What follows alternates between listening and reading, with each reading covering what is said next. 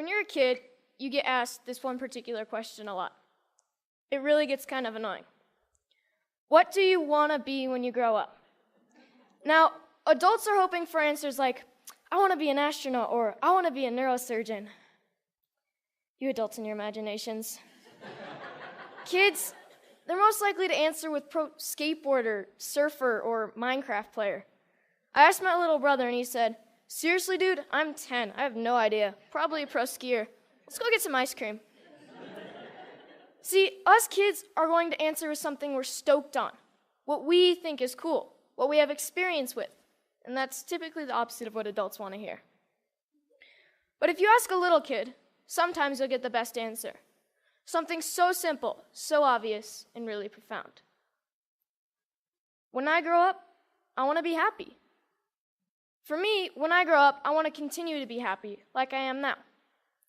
I'm stoked to be here at TEDx. I've been watching TED videos for as long as I can remember, but I never thought I'd make it on stage here so soon. I just became a teenager, and like most teenage boys, I spend most of my time wondering, how did my room get so messy all on its own?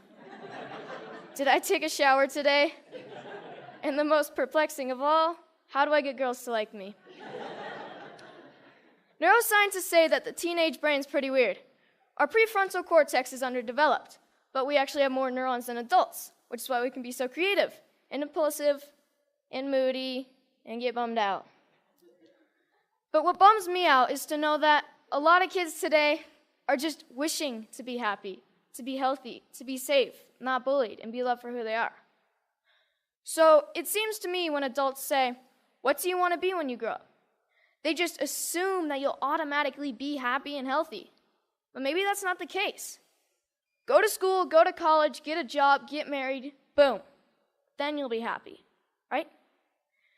We don't seem to make learning how to be happy and healthy a priority in our schools. It's separate from schools. And for some kids, it doesn't exist at all. But what if we didn't make it separate? What if we based education on the study and practice of being happy and healthy? Because that's what it is, a practice, and a simple practice at that.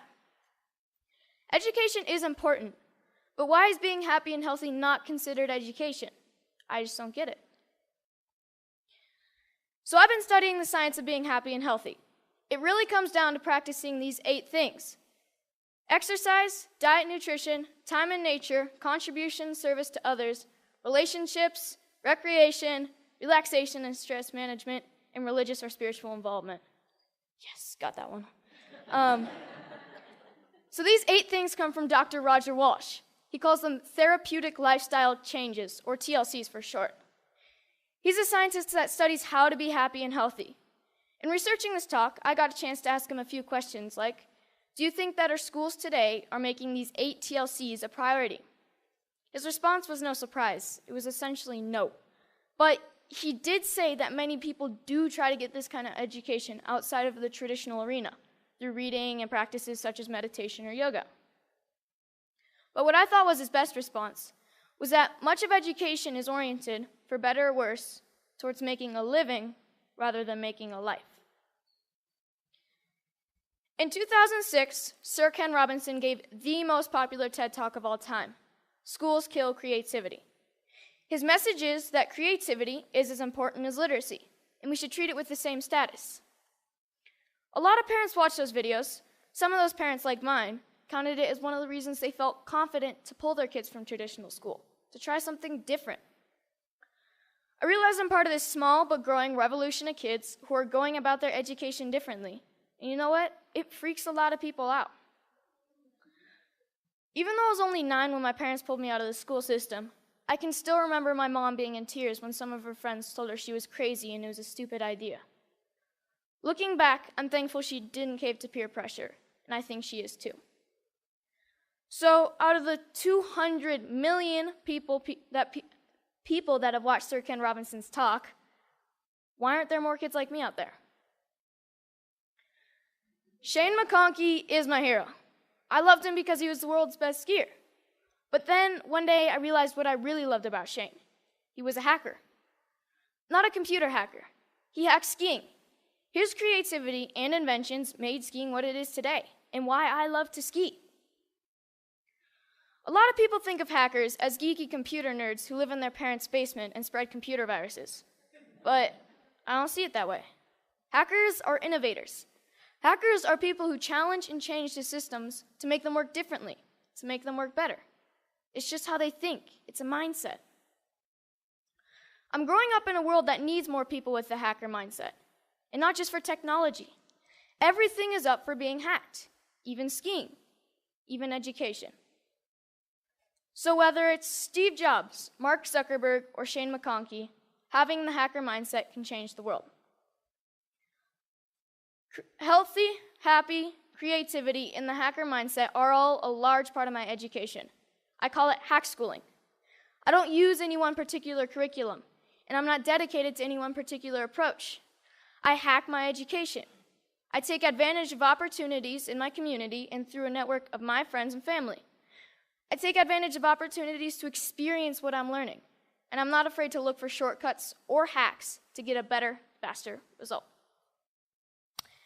It's like a remix or a mashup of learning.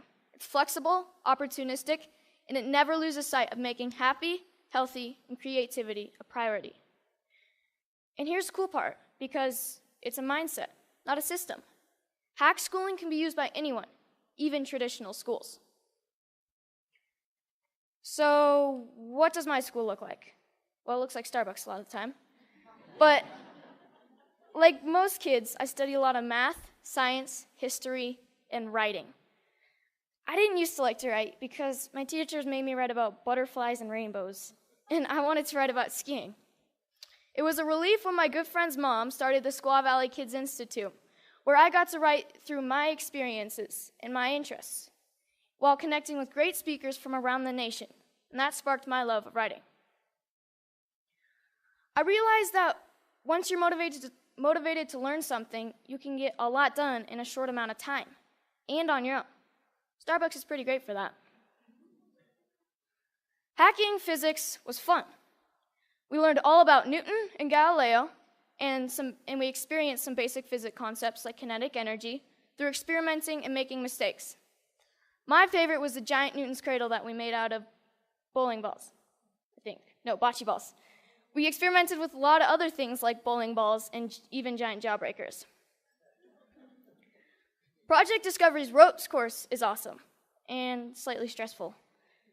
When you're 60 feet off the ground, you have to learn how to handle your fears, communicate clearly, and most importantly, trust each other. Community organizations play a big part in my education. At High Fives Foundation's Basics program, being aware and safe in critical situations, we spent a day with the Squaw Valley Ski Patrol to learn more about mountain safety. Then the next day, we switched to science of snow, weather, and avalanches. But most importantly, we learned that making bad decisions puts you and your friends at risk. Young Chautauqua brings history to life. You study a famous character in history until you can stand on stage and perform as that character and answer any question about their lifetime.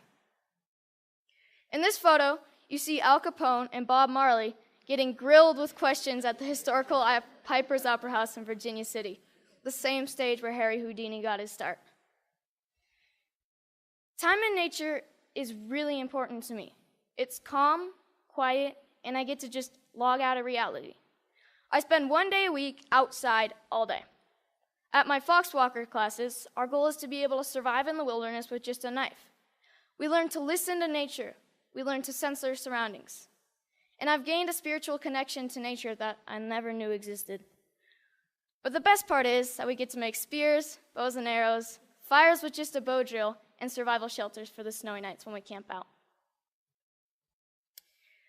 Hanging out at the Moment Factory, where they hand make skis and design clothes, has really inspired me to one day have my own business. The guys at the factory have showed me why I need to be good at math, be creative, and get good at sewing. So I got an internship at Big Truck Brand to get better at design and sewing.